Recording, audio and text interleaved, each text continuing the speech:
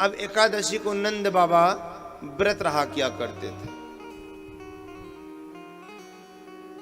देखिए, जो लोग वैष्णव होते हैं उनको 3 कार्य अवश्य करना चाहिए। वैष्णव धर्म का नियम है, सबसे पहला एकादशी का व्रत अवश्य रखें। कुछ लोग भ्रांति फैलाते हैं कि एकादशी का व्रत रखने की एक विशेष उम्र होती है। ऐसा कुछ नहीं है। हम हर उम्र में, है ना, बाल्यावस्था से लेकर के वृद्धावस्था तक कभी भी हम व्रत रख सकते हैं। व्रत रखना चाहिए। हर वैष्णव को चाहिए एकादशी का व्रत करे, तुलसी से प्रेम करे। दूसरा कार्य भाव, तुलसी से सदैव प्रेम करे। और तीसरा, भगवत चरणों में अनुराग बना के रखे अपना। प्यारे, एकादशी व्रत एक ऐसा व्रत है, मैंने पीछे भी कथा हुई थी स्टेट बैंक कॉलोनी, मैंने वहां बताया था कि आप और कोई व्रत करें या ना करें, व्रत करेंगे तो पुण्य मिलेगा और नहीं करेंगे तो पाप भी नहीं लगेगा। जैसे नवरात्रि का व्रत हो गया, महाशिवरात्रि का व्रत हो गया ये। लेकिन एकादशी व्रत एक ऐसा व्रत है, अगर आप इस दिन व्रत नहीं रखते तो आपको पाप लगता है। और कहीं आप भूल से उस दिन चावल खा लिए तो ऐसा लिखा है कि जिस प्रकार से कीड़े खाने का दोष लगता है ना, उस प्रकार से पाप लगता। मानो आपने कीड़े खा लिए उस दिन। कुछ समय होते हैं जिस समय में हमको व्रत न रखने से पाप लगता है, उस समय सुन लीजिए और प्रयास करिए कि इन समय में आप लोग व्रत रहें। कि रविंद्र ग्राहे हरि जन्म काले प्राणपयाने द्विज भोजने च कन्या प्रदाने हरिवासरे च यदन्न भोजम नरकम प्रयान्ति। जब सूर्य ग्रहण पड़े, चंद्र ग्रहण पड़े तो व्रत रखना चाहिए, नहीं तो पाप लगेगा। कब? सूर्य ग्रहण, चंद्र ग्रहण। सोचिए, जो भगवान दीननारायण हमको प्रकाश देते हैं, अगर वो संकट की घड़ी में है तो हम लोग उत्सव मनाएं, क्या शोभा देता है? क्या व्रत रखना चाहिए। हरि जन्म काले, जब भगवान की जन्माष्टमी हो, जब मेरे राम की रामनवमी हो, तब व्रत रखना चाहिए। प्राण पयाने, परिवार में, अपने कुल खानदान में किसी की मृत्यु हो जाए तो जब तक उसका दाह संस्कार ना हो जाए तब तक सभी को व्रत रहना चाहिए, कुछ नहीं खाना चाहिए। चाहे दाह संस्कार अगले दिन हो तो भी जब तक दाह संस्कार ना हो जाए तब तक कुछ नहीं लेना चाहिए। रविंद्र ग्राहे हरि जन्म काले प्राण पयाने द्विज भोजने च। किसी विप्र को, किसी संत को आपने आमंत्रित किया है प्रसाद पवाने के लिए, जब तक संत को प्रसाद ना खिला दीजिए, भोजन ना करा दीजिए, तब तक आपको व्रत रहना चाहिए। ऐसा नहीं महाराज जी आए नहीं, उससे पहले अपना ही सब खा के प्रसन्न है। द्विज भोजने च। और 5वां स्थान बताया कन्या प्रदाने। जब आप बेटी की शादी कर रहे हो तो जब तक बिटिया का कन्यादान ना कर दो तब तक व्रत रखना चाहिए। समझ रहे हैं? या कहीं किसी की बेटी की शादी में जा भी रहे हो ना, तो पहले उसका कन्यादान दे दो उसको, उसके बाद प्रसाद पाओ। लिफाफा पहले दे दो भैया, देवी कर, प्रसाद बाद में पाओ। कन्या प्रदाने। और हरिवासरे च। 1 महीने में 2 एकादशी आती हैं, अतः दोनों एकादशियों का हम लोगों को व्रत करना चाहिए। जो इन समयों में भोजन करते हैं, ऐसा लिखा है यदन्न भोजम नरकम प्रयान्ति, वो सीधे नरक को जाते हैं। तो प्रयास करें इन समयों में हम सब व्रत रखें। दूसरा, तुलसी की जरूर पूजा करें। पहले आंगन की शोभा होती थी तुलसी,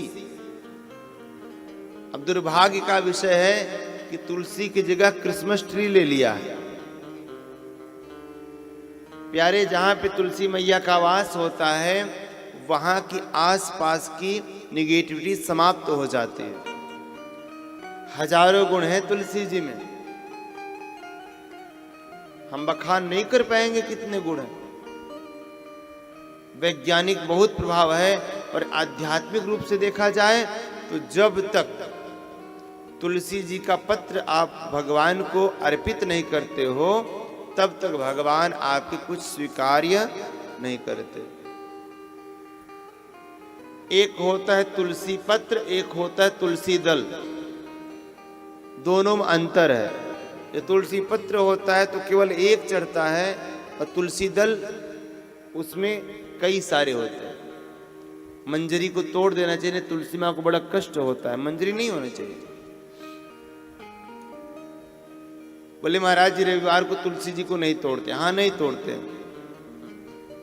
तो अगर आप एक दिन तुलसी का पत्ता तोड़े हैं तो 7 दिन तक पवित्र रहता है तुलसी का पत्ता। कितने दिन तक? 7 दिन तक। बेल का पत्र, बिल्व पत्र 5 रात्रि तक पवित्र रहता है।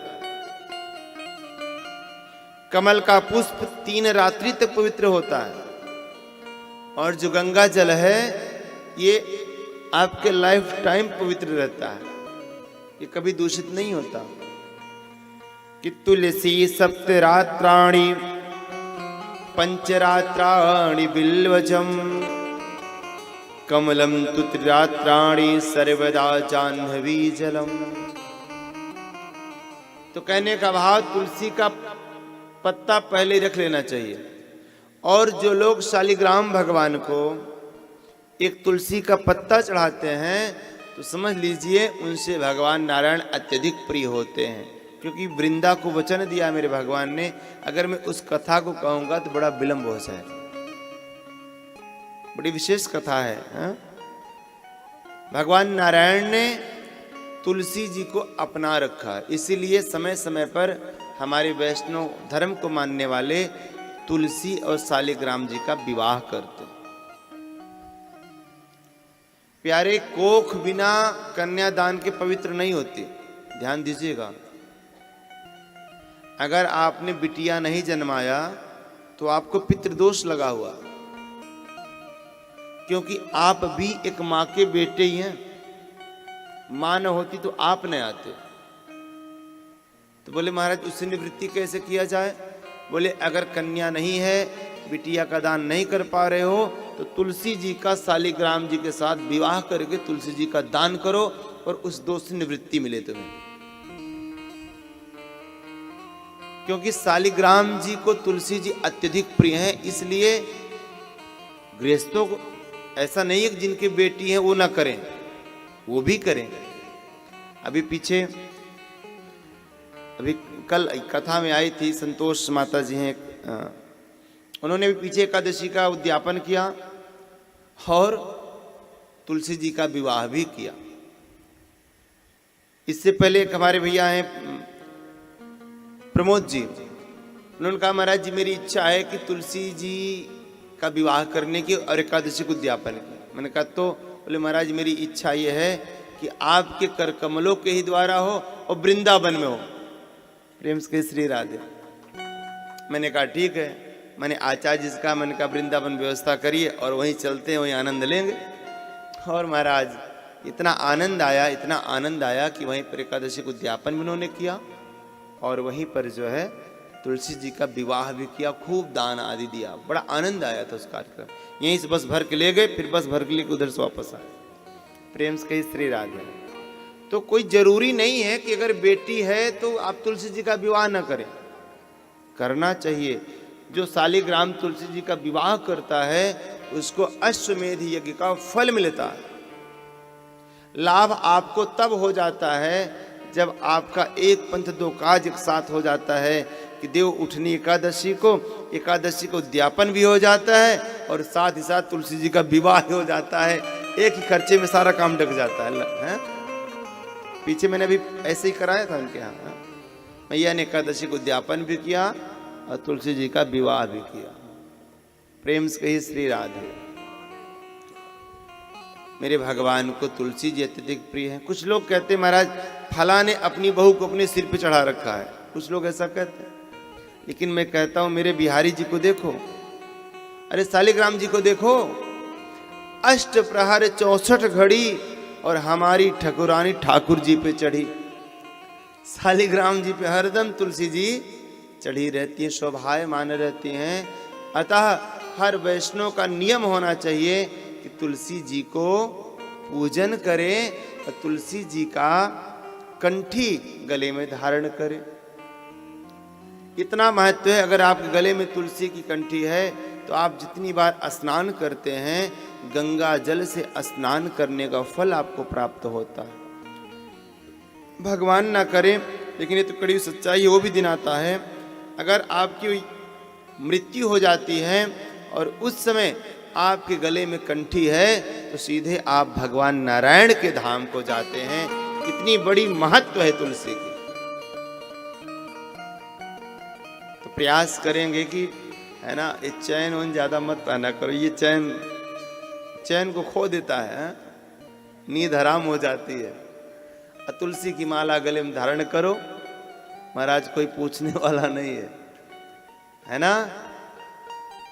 मैं प्रयास करूंगा कि आप लोगों को तुलसी की माला मैं स्वयं अपने आप दूं और आप लोग कंठी को धारण करें, है ना। इस बार मैं वृंदावन से महाराज जी से अवश्य मंगवाऊंगा और प्रदीप जी के यहाँ मैं दूंगा। जिसको भी कंठी चाहिए होगी सब यहाँ से कंठी लेकर के जाएंगे, है ना, और कंठी धारण करें, है ना, जरूर। अरे प्यारे, हमारे सनातन धर्म के ये नियम है, कंठी धारण करें, तिलक लगाएं, चोटी रखें, हैं, ये सब नियम हैं और करने चाहिए प्यारे, करने चाहिए। ये वैष्णव के नियम होते हैं। अतः नंद बाबा एकादशी का व्रत किया करते थे और पहले घड़ी उड़ी हुआ नहीं किया करती थी, अधिकतर मुर्गा सुबह ही बोल दिया करता था। तो उस दिन कुछ ज्यादा रात्रि कोई मुर्गा बोल दिया तो महाराज सोचे सुबह हो गई। अब भैया सुबह ब्रह्म मुहूर्त में स्नान करने के लिए चले। स्नान भी 3 प्रकार के होते हैं। पहला होता है ऋषि स्नान, दूसरा होता है मनुष्य स्नान और तीसरा होता है राक्षस स्नान। ऋषि स्नान उसे कहते हैं जो ब्रह्म मुहूर्त में होता है, लगभग वही 3:30 से लेकर के 5 बजे के मध्य, और 5 से लेकर के सूर्य उदय तक जो स्नान होता है उसे कहते हैं मनुष्य स्नान, और सूर्य उदय के बाद जो स्नान होता है उसे कहते हैं राक्षस स्नान। अब आप लोग कौन सा स्नान करते हो, आप अपने मन की बात जानते हो। प्रेम से कहिए श्री राधे। दोष लगता है अगर आप सूर्योदय के बाद स्नान करते हैं। ऐसा कहा गया है कि बिना गायत्री की माला किए हुए उस दोष की निवृत्ति नहीं होती है। और अगर वैज्ञानिक दृष्टि से इसी भाव को देखा जाए तो जो प्यारे ब्रह्म मुहूर्त में स्नान करते हैं, घूमते हैं, ध्यान करते हैं, वंदन करते हैं, उनका शरीर निरोगी रहता है। ये भी बहुत बड़ा फायदा है। लेकिन आज लोगों की दिनचर्या ही गड़बड़ हो गई है। जब सोना चाहिए तब तो जगते हैं, रात के 12 बजे, 1 बजे, 2 बजे रात तक जगते हैं, और जब उठना चाहिए ब्रह्म मुहूर्त में तब सोते रहते हैं 10 बजे तक। फिर भी अपने इधर ग्रामीण अंचल में ठीक है, जो बड़े बड़े महानगर हैं, मुंबई आदि शहर में तो बड़े बुरे हाल हैं। प्रेम से श्री राधे।